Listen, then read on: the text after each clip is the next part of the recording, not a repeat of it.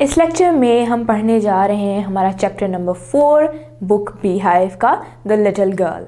सबसे पहले हम हमारी कहानी को हिंदी में समझने की कोशिश करते हैं ताकि हमें अच्छी तरह समझ आए कि ये कहानी है किस बारे में। तो चले शुरू करते हैं।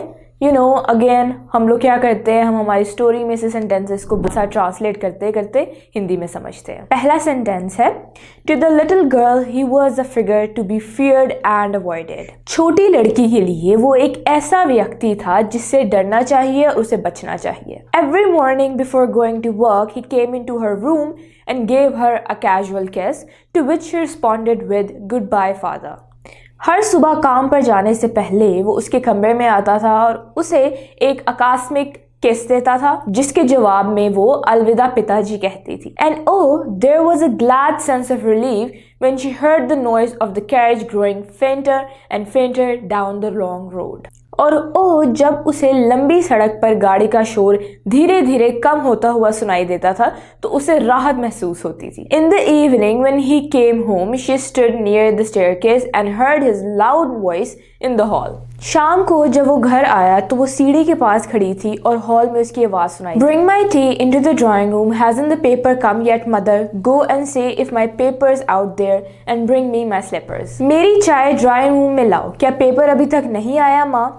जाओ और देखो कि मेरा पेपर वहाँ आ गया है या नहीं और मेरे लिए मेरी चप्पल ले आओ। Kezia, mother would call to her, if you are a good girl, you can come down and take off father's boots. Kezia, माँ उसे बुलाती थी, यदि तुम एक अच्छी लड़की हो तो तुम नीचे आ सकती हो और पिता के जूते उतार सकती हो। Slowly the girl was slipped down the stairs, more slowly still across the hall and push open the drawing room door. धीरे धीरे लड़की सीढ़ियों से नीचे फिसलती और अधिक धीरे धीरे हॉल में सतर हो जाती और ड्राइंग रूम का दरवाजा खोल देती। By that time he had his spectacles on and looked at her over them in a way that was terrifying to the little girl. उस समय तक उसने अपना चश्मा पहन लिया था और उसके ऊपर से उसे इस तरह से देखा जो छोटी लड़की के लिए डरावना था। Well, Kezia, hurry up and pull off these boots and take them outside. Have you been a good girl today?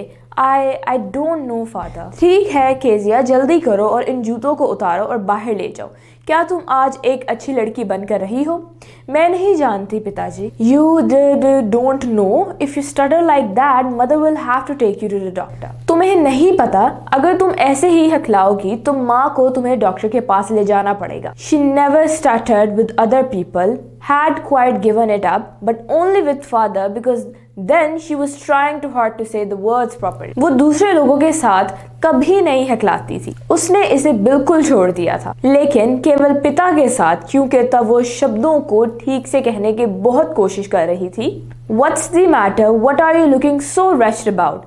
Mother, I wish you taught this child not to appear on the brink of suicide. Here, Kezia, carry my tea cup back to the table carefully. क्या बात है, तुम इतने मनहूस क्यों देख रहे हो? माँ, काश आप इस बच्चे को ये सिखाती कि वो आत्महत्या का कगार पर ना पहुंचे। यहाँ आओ केजिया, मेरे चाय के कप को ध्यान से मेज पर वापस ले आओ। He was so big, his hands and his neck, especially his mouth, when he yawned. वो बहुत बड़ा था, उसके हाथ और उसकी गर्दन, खासकर जब वो जमाई लेता था तो उसका मुंह। Thinking about him alone was like thinking about a giant. अकेले उसके बारे में सोचना किसी विशालके के बारे में सोचने जैसा था। On Sunday afternoons, grandmother sent her down to the drawing room to have a nice talk with father and mother.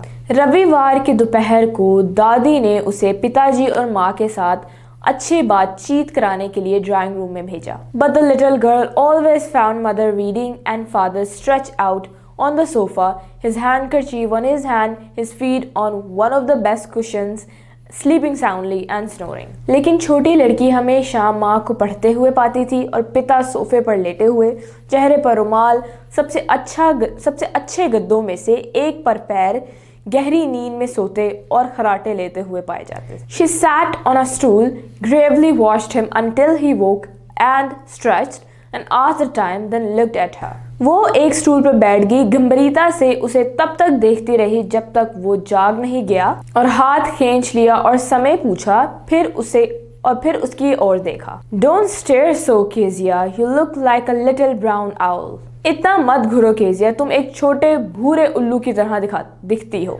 One day when she was kept indoors with a cold, her grandmother told her that father's birthday was next week and suggested she would make him a pincushion for a gift out of a beautiful piece of yellow silk. एक दिन जब वो सर्दी के कारण घर के अंदर थी तो उसकी दादी ने उसे बताया कि उसके पिता का जन्मदिन अगले सप्ताह है और उसे सुझाव दिया कि उसे उपहार के लिए पीले रेशम के एक सुंदर टुकड़े से एक पिन कुशन बनाना चाहिए।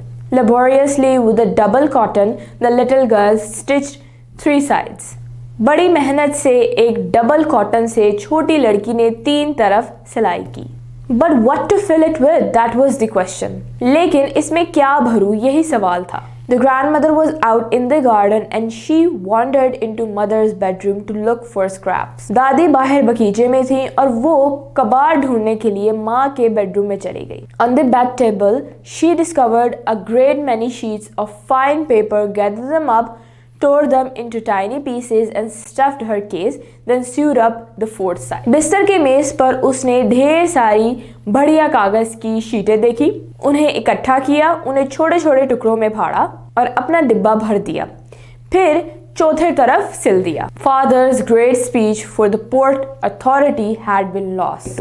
पोर्ट अथॉरिटी के लिए पिता का महान भाषण खो गया था। Rooms were searched, servants questioned, कमरों की तलाशी ली गई, नौकरों से पूछताछ की। Finally, mother came into Kezia's room. आखिर में माँ कीजिया के कमरे में आई। कीजिया, I suppose you didn't see some papers on a table in our room. कीजिया, मुझे लगता है कि तुमने हमारे कमरे में एक मेज पर कुछ कागजात नहीं देखे। Oh yes, she said. I tore them up for my surprise. Oh हाँ, उसने कहा, मैंने आश्चर्य के लिए उन्हें फाड़ दिया। What? Screamed mother. Come straight down to the dining room this instant. क्या? माँ चलाई।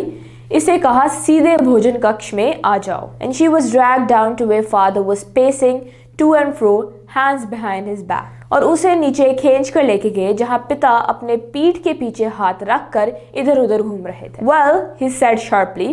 Mother explained. He stopped and stared at the child. Did you do that? No, she whispered. क्यों ना? उसे तीखे सवार में कहा। माँ ने समझाया। वो रुका और बच्चे को घूरने लगा। क्या आपने ऐसा किया? नहीं, वो फुसफुसाई। Mother, go up to her room and fetch down the damn thing. See that the child put to bed this instant. माँ, उसके कमरे में जाओ और उस शापित चीज को नीचे लाओ। देखो कि बच्चे को अभी तुरंत सुला दिया जाए। Crying too much to explain, she lay in the shadowed room, watching the evening light make a sad little pattern on the floor. समझाने के लिए बहुत ज्यादा रोने के बाद वो छायादार कमरे में लेटी हुई थी और शाम की रोशनी को फर्श पर एक उदास सा पैटर्न बनाते हुए देख रही थी। Then father came into the room with a ruler in his hands. तभी पिताजी हाथ में रूलर लेकर कमरे में आए। I'm going to beat you for this, he said. Oh no, she screamed, hiding under the bedclothes. उन्होंने कहा, मैं तुम्हें इसके लिए पीटने जा रहा हूँ। ओह नहीं, वो बिस्तर के कपड़े के नीचे छुपते हुए जहलाई। He pulled them aside. उसने उन्हें एक तरफ खींच लिया। Sit up, he ordered, and hold out your hands. You must be taught once and for all not to touch what does not belong to you.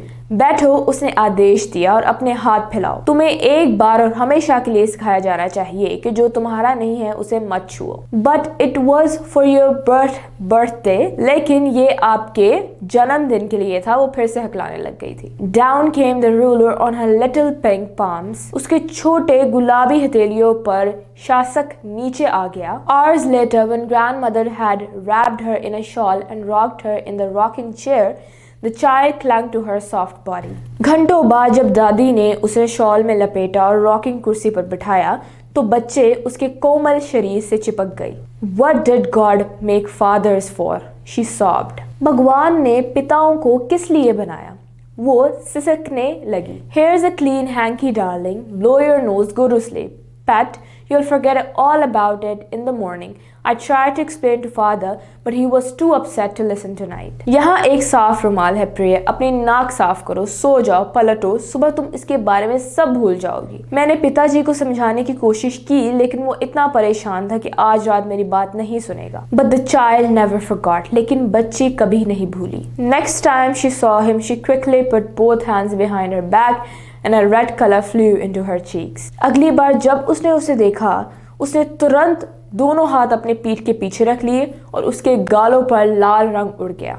The McDonalds lived next door. They had 5 children. McDonalds अगले दरवाजे पर रहते थे, उनके 5 बच्चे थे। Looking through a gap in the fence, the little girl saw them playing tag in the evening. बाद में एक छेद से झांक कर छोटी लड़की ने उन्हें शाम को टैग खेलते हुए देखा। The father with the baby, Mao on his shoulders, 2 little girls hanging on his coat pockets ran around and around the flower beds, shaking with laughter. पिता बच्चे माओ को अपनी कंधों पर, 2 छोटे लड़कियों को अपने कोट की जेबों पर लटकाए हुए फूलों की क्यारियों के चारों ओर दौड़ रहे थे, हंसी से कांपते। Once she saw the boys turn the hose on him and he tried to catch them laughing all the time. एक बार उसने देखा कि लड़के उस पर नाले घुमा रहे थे और वो हर समय उन्हें हंसते हुए पकड़ने की कोशिश कर रहा था। Then it was she decided there were different sort of fathers. तब उसने निर्णय लिया कि पिता विभिन्न प्रकार के होते हैं। Suddenly one day